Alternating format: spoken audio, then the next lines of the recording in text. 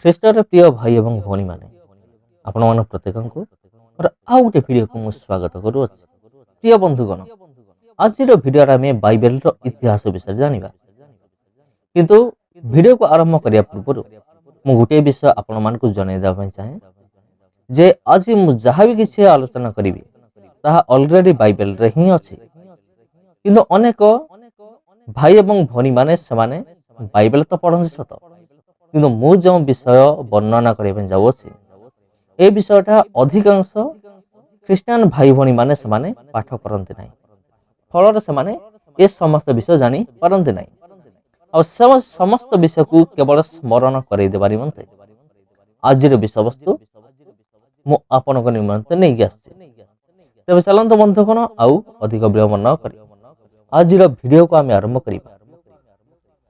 ଯେ ଓଡ଼ିଆ ବାଇବେଲର ଇତିହାସ। ଊନବିଂଶ ଶତାବ୍ଦୀର ପ୍ରାରମ୍ଭରେ ଓଡ଼ିଆ ଭାଷାରେ ବାଇବେଲ ଅନୁବାଦ କାର୍ଯ୍ୟ ଆରମ୍ଭ ହୋଇଥିଲା। 1800 ଖ୍ରୀଷ୍ଟାବ୍ଦରେ ଲର୍ଡ ୱେସଲିଙ୍କ ଦ୍ୱାରା ପୋର୍ଟ ୱିଲିୟମ କଲେଜ ସ୍ଥାପିତ ହେବା ପରେ ଡକ୍ଟର ୱିଲିୟମ କେରି ଜଣେ ବାପ୍ଟିଷ୍ଟ ମିଶନାରୀ ହେଲେ ସୁଦ୍ଧା ଏହି କଲେଜରେ ବଙ୍ଗଳା ସଂସ୍କୃତ ଭାଷାର ଅଧ୍ୟାପକ ଭାବେ ଅବସ୍ଥାପିତ ହୋଇଥିଲେ। ଏହି ମହାବିଦ୍ୟାଳୟରେ ବାଇବେଲ ତର୍ଜମା ପାଇଁ ଏକ ବିଶେଷ ବିଭାଗ ଥିଲା। ଓଡ଼ିଆ ଭାଷାରେ ବାଇବେଲ ଅନୁବାଦ କାର୍ଯ୍ୟ ପ୍ରଥମେ ଏହି ବିଭାଗ ଦ୍ୱାରା ଆରମ୍ଭ ହୋଇଥିଲା। ମାତ୍ର 1806 ଖ୍ରୀଷ୍ଟାବ୍ଦରେ ଇଷ୍ଟ ଇଣ୍ଡିଆ କମ୍ପାନୀର କର୍ତ୍ତୃପକ୍ଷ ସମସ୍ତ ଅନୁବାଦ କାର୍ଯ୍ୟ ବନ୍ଦ କରିଦେଇଥିଲେ। 1804 ଖ୍ରୀଷ୍ଟାବ୍ଦରେ ବ୍ରିଟିଶ ଓ ଫରେନ୍ ବାଇବେଲ ସୋସାଇଟି ସ୍ଥାପିତ ହେଲା ଓ ବିଭିନ୍ନ ଭାରତୀୟ ଭାଷାରେ ବାଇବେଲ ଅନୁବାଦ କାର୍ଯ୍ୟ କରିବା ପାଇଁ ଏହି ସଂସ୍ଥା 1000 ପାଉଣ୍ଡ ମଞ୍ଜୁର କଲେ। 1804 ଖ୍ରୀଷ୍ଟାବ୍ଦରେ ୱିଲିୟମ କେରି ଓ ତାଙ୍କର ସହକର୍ମୀମାନେ ଓଡ଼ିଆ ଭାଷାରେ ଏକତ୍ର ନୂତନ ଏବଂ ପୁରାତନ ନିୟମର ତର୍ଜମା କାର୍ଯ୍ୟ ଆରମ୍ଭ କଲେ। ଓଡ଼ିଆ ଭାଷାର ନୂତନ ନିୟମ 1809 ଖ୍ରୀଷ୍ଟାବ୍ଦରେ ସମ୍ପୂର୍ଣ୍ଣ ହୋଇଥିବା ବେଳେ ପୁରାତନ ନିୟମ 4 ଖଣ୍ଡରେ ପ୍ରକାଶନ ହୋଇଥିଲା। ପ୍ରଥମ ଏବଂ ଦ୍ୱିତୀୟ ଖଣ୍ଡ 1811ରେ, ଦ୍ୱିତୀୟ 1814ରେ ଏବଂ ଚତୁର୍ଥ 1815ରେ ପ୍ରକାଶିତ ହୋଇ 1819 ଖ୍ରୀଷ୍ଟାବ୍ଦରେ ସମ୍ପୂର୍ଣ୍ଣ ଓଡ଼ିଆ ବାଇବେଲ ଉପଲବ୍ଧ ହୋଇଥିଲା।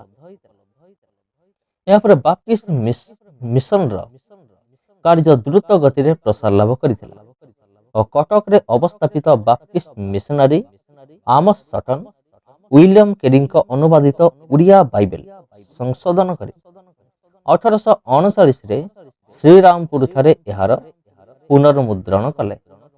ପ୍ରାୟ ଏହି ସମୟ ବେଳକୁ କଟକଠାରେ ମିଶନ ପ୍ରେସ ସ୍ଥାପିତ ହୋଇସାରିଥିଲା ଓ ସର୍ବପ୍ରଥମେ ଏହି ପ୍ରେସରେ ମାର୍କ ଲିଖିତ ସୁସମାଚାରର ସଂଶୋଧିତ ସଂସ୍କରଣ ମୁଦ୍ରିତ ହୋଇଥିଲା। ଏହି ମୁଦ୍ରଣର ଖର୍ଚ୍ଚ ଫିଲାଦେଲଫିଆର କେତେକ ଭଦ୍ର ମହିଳା ବହନ କରିଥିଲେ। ପରେ 1840 ସାଲରେ Calcutta Bible society America Bible ସୋସାଇଟିର ଆର୍ଥିକ ସାହାଯ୍ୟରେ ଓଡ଼ିଆ ନୂତନ ନିୟମର ଏକ ସଂଶୋଧିତ ସଂସ୍କରଣ ପ୍ରକାଶ କଲେ। ନୂତନ ନିୟମର ପରବର୍ତ୍ତୀ ସଂଶୋଧନ କାର୍ଯ୍ୟ କରିଥିଲେ କଟକସ୍ଥିତ ତତ୍କାଳୀନ ମିଶନାରୀ ରେଭରେଣ୍ଡ କେ ବକ୍ଲି ଏବଂ 1862 ମସିହାରେ ଏହା କଟକ ମିଶନ ପ୍ରେସ ଦ୍ୱାରା ମୁଦ୍ରିତ ହୋଇଥିଲା।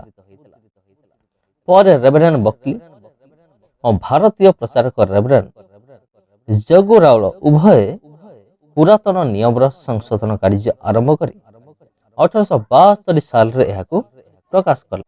ଏଥିପାଇଁ ବ୍ରିଟିଶ ଓ ଫରେନ୍ ବାଇବେଲ ସୋସାଇଟି ଆର୍ଥିକ ସହାୟତା ପ୍ରଦାନ କରିଥିଲେ। 1883ରେ ଓଡ଼ିଆ ମିଶନାରୀ ମୁକୁନ୍ଦ ଦାସ ମାଥ୍ୟୁ ଲିଖିତ ସୁସମାଚାରକୁ ପଦ୍ୟ ଆକାରରେ ପ୍ରକାଶ କଲେ ଓ ପରବର୍ତ୍ତୀ ସମୟରେ 4 ମଙ୍ଗଳ ସୁସମାଚାର, ଗୀତ ସଂହିତା ଓ ହିତୋପଦେଶ ମଧ୍ୟ ପଦ୍ୟ ଆକାରରେ ପ୍ରକାଶିତ ହୋଇଥିଲା। ଇତିମଧ୍ୟରେ ରେଭରେଣ୍ଡ ବକ୍ଲିଙ୍କ ଦ୍ୱାରା ବାଇବେଲର ପୁନଃ ସଂଶୋଧନ କାର୍ଯ୍ୟ ଆରମ୍ଭ ହେଲା ଓ ତାଙ୍କର ପରବର୍ତ୍ତୀ Baptist missionary reverend W Miller ଓ ରେଭରେଣ୍ଡ କି ବେଇଲି ଏହି କାର୍ଯ୍ୟକୁ ଚଳାଇ ରଖିଲେ ଓ ଶେଷରେ ରେଭରେଣ୍ଡ ଜେ.ଜି. ପାଇକ୍ ଏହି କାର୍ଯ୍ୟକୁ ସମ୍ପୂର୍ଣ୍ଣ କଲେ। ବାଇବେଲ ସୋସାଇଟି ଏହି ଅନୁବାଦର ସମସ୍ତ ଖର୍ଚ୍ଚ ବହନ କରିଥିଲେ। ରେଭରେଣ୍ଡ ଜେ.ଜି. ପାଇକଙ୍କ ପୁତ୍ର रेवरेंड H.W. पाइक नूतन नियम को स्वचेष्टार तर्जमा करी 1927 साल यार अन्य एक संस्करण प्रकाश करथिले। आ 1941 ख्रीष्टाब्द दक्षिण ओडिशा लुथरान मिशन और उत्तर ओडिशा कार्य करुवा बाप्टिस्ट मिशन रो मिलित उद्यम ओडिया बाइबल रो पुनः संशोधन कार्य आरंभ है और 1957 कलिकता बाप्टिस्ट मिशन प्रेस रे यह मुद्रित है। यह संशोधन कार्य बाप्टिस्ट मंडली रेवरेंड बेंजामिन प्रधान और रेवरेंड H.W. फेलोस एवं लुथरान मंडली रेवरेंड A. एंडरसन अंशग्रहण करते। भारत बाइबल सोसाइटी तत्कालीन साधारण संपादक श्री प्रेमानंद महांती उद्यम संशोधित बाइबल प्रकाशित होता। 1956 ख्रीष्टाब्द बाइबल सोसाइटी द्वारा भिन्न भिन्न समय उड़िया बाइबल सरल भाषांतर कार्य श्रीमती चंद्रमुखी दास रेवरेंड सदानंद पात्र एवं श्री चार्ल्स महिमोहन को द्वारा संपादित हुई 1987 नूतन नियम एवं 1995 संपूर्ण बाइबल प्रकाशित होता। एतद व्यतीत भारत बाइबल सोसाइटी साधारण संपादक डॉक्टर विद्युत कुमार प्रमाणिक द्वारा प्रमाणिक समय उड़िया भाषार निम्नलिखित बाइबल प्रकाशित होइछि। बड़ अक्षर पुलपिट बाइबल, संबंध उल्लिखित बाइबल, रेफरेंस बाइबल जहाँ कहा जाए, भक्ति संगीत युक्त बाइबल, रेड लेटर बाइबल, छोट आकार कम्पैक्ट बाइबल एवं अध्ययन स्टोरी बाइबल इत्यादि। 2011 ख्रीष्टाब्द उभय उड़िया बाइबल और भारत बाइबल सोसाइटी द्विशततम वर्ष अटे। यही उपलक्षे प्रचलित उड़िया बाइबल सामान्य संशोधन एवं परिच्छेद शीर्षक सह सही वर्ष यही नूतन संस्करण बाइबल प्रकाशित है।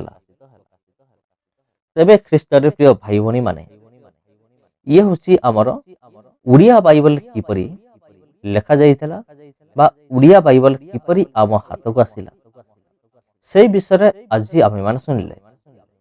तेबे गोटे विषय मु आपन को कहि रखुछि जहाँ भी आम माने सुनिले से समस्त विषय पवित्र बाइबल रे लेखा जाई अछि, अर्थात पवित्र बाइबल भितर लेखा जाई। तेबे जदि आपण माने चाहंती जानिबा निमंते तेबे आपण बाइबल खोलंतु। आपण बाइबल भितर ही ए समस्त विषय रही अछि। तेबे ख्रीष्टर प्रिय भाई भणी माने ये हूँ बाइबल इतिहास जहाँ को जानिबा आमानकर अत्यंत दरकारी अटे, गुरुत्वपूर्ण अटे। आम्ही माने तो बाइबल पाठ करूछु ता ठीक अछि, बाइबल अध्ययन करूछु, बाइबल को ध्यान मध्य करूछु ता मते बहुत भल कथा। किंतु सबठारो बड़ विषय होछि एई जो बाइबल आज आमे माने पढुछु ता किपरि आम हाथ को आसिला, आमे किपरि बाइबल को पाइलु, उड़िया बाइबल आमे केमति पाइलु ता जानिया मध्य आमानकर आवश्यक अटे। आमे माने तो इंग्लिश बाइबल विषय जानि अछु, किंतु सर्वप्रथमे इंग्लिश बाइबल ही नथिला। सर्वप्रथमे ग्रीक, हिब्रू, लाटिन, अरामिक भाषा रे बाइबल लिखा हितला। किंतु पर से समस्त विषय विभिन्न भाषा रे भाषांतरित करागला, ट्रांसलेशन करागला एवं शेष रे उड़िया भाषार बाइबल आज आमे माने पढुछु। एवं ए बाइबल आसीबा निमंते बहुत किसी परिश्रम ए भीतर रही अछि, बहुत किसी अनुदान ए भीतर रही अछि। तेबे प्रभु आपण मान को प्रत्येक को आशीर्वाद करंतु। जदि वीडियो आपण को भल लागु थाए तेबे एही भली ऐतिहासिक विषय गुडी को जानिबा निमंते आमर चैनल को सब्सक्राइब करंतु और इस चैनल सहित कनेक्टेड रहंतु, कारण एही भली गुरुत्वपूर्ण विषय मु आपण को निमंते आनी थाए। समस्त ख्रीष्ट प्रेमर बनाते नमस्कार। पुणी देखा हबो आपण सहित आउ गोटे वीडियो रे आउ गोटे अध्याय। समस्त मोर आंतरिक नमस्कार।